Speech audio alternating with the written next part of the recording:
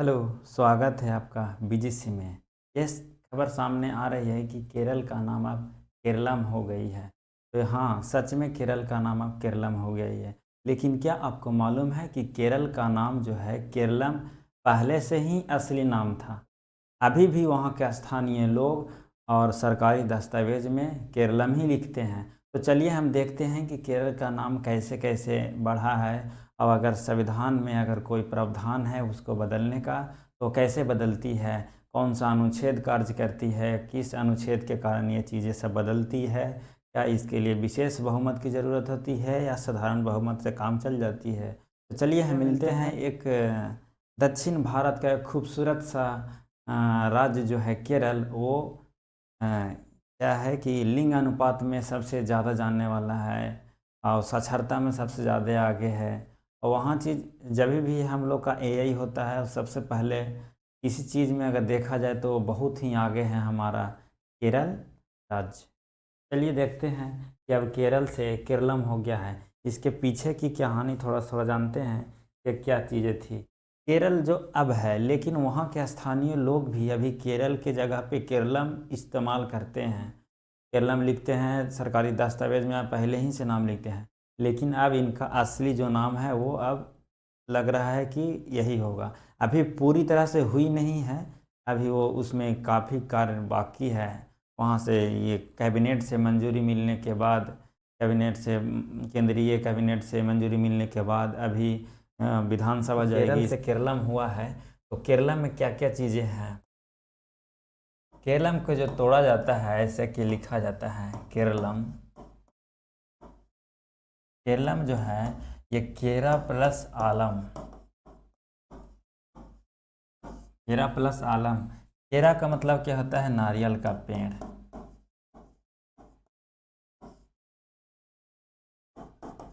नारियल का पेड़ होता है। आलम का मतलब होता है भूमि। अगर दोनों को जोड़ा जाए तो बोल सकते हैं कि नारियल के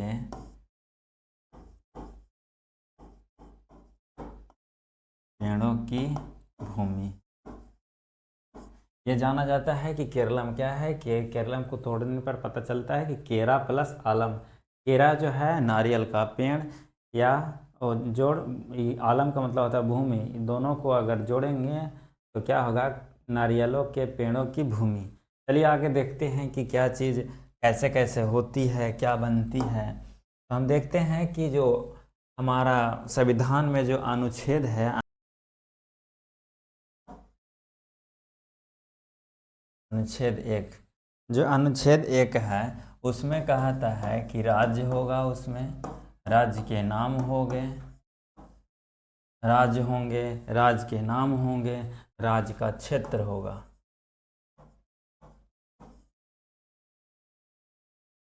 अब अनुच्छेद दो क्या कहता है, अनुच्छेद दो कहता है कि जो जो भी नए राज्य का जो प्रवेश होगा,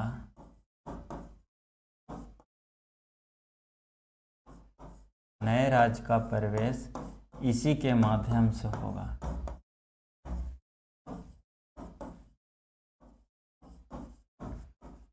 सवाल आता है कि नए राज्य को अगर हमारे भारत में मिलाना है तो कौन सा अनुच्छेद में परिवर्तन करना पड़ेगा, लिखना पड़ेगा, तभी हम मानेंगे कि वो चीज़ हमारे भारत में आ गई है।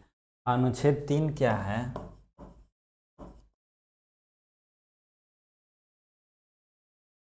तीन क्या है, राज्य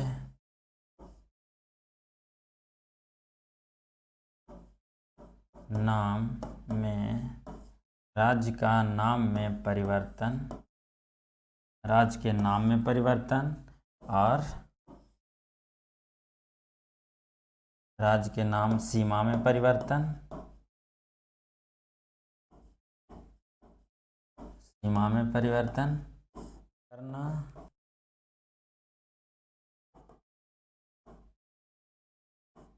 राज्य को छोटा करना, बड़ा करना,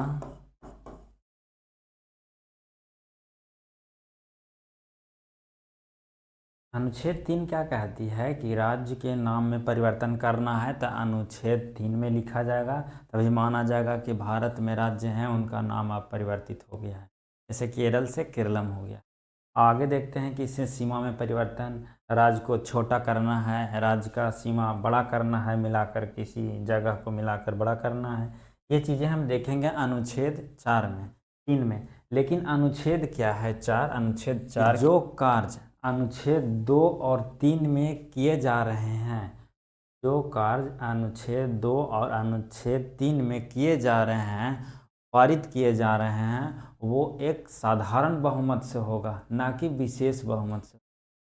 अनुच्छेद 4 में जो लिखा हुआ है, कह रहा है कि अनुच्छेद 2, 3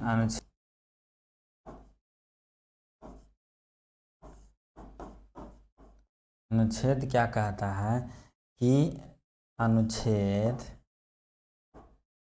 2 और 3 के लिए सभी प्रस्ताव पारित किए जाएंगे वह साधारण बहुमत होगा। मतलब कहने का मतलब है कि अनुच्छेद 1 में राज्य है, नाम है, उसका क्षेत्र है। अब ये चीज़ें जब 2 अनुच्छेद में आते हैं तो नए राज्यों का परिवेश किस अनुच्छेद में दर्शाता है? अनुच्छेद 2 है। अनुच्छेद 3 क्या है कि राज्यों का नाम में परिवर्तन करना है या उनके क्षेत्र को बड़ा करना है, छोटा करना है और सीमा में परिवर्तन करना है, तो अनुच्छेद 3 में जाएंगे। और जो 2 और 3 में जो भी कार्य होगा, अनुच्छेद 4 क्या कहता है कि अनुच्छेद 2 और 3 के लिए सभी प्रस्ताव पारित किए जाएंगे, वह साधारण बहुमत से होंगे, ना कि विशेष बहुमत से। तो इसी के माध्यम से हमारा जो केरल राज्य है, उसका नाम केरल से केरलम हो गया है। ये कोई नया नाम नहीं है, वो पहले ही का नाम है, उसको क्या कर दिया गया है, जो असली नाम दिया गया है। अभी भी हम लोग जो मलयालम भाषा में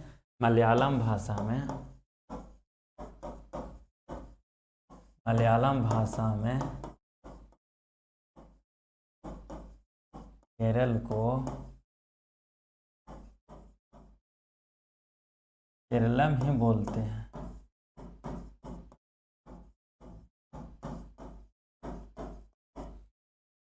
मलयालम भाषा में केरल को केरलम ही बोलते हैं।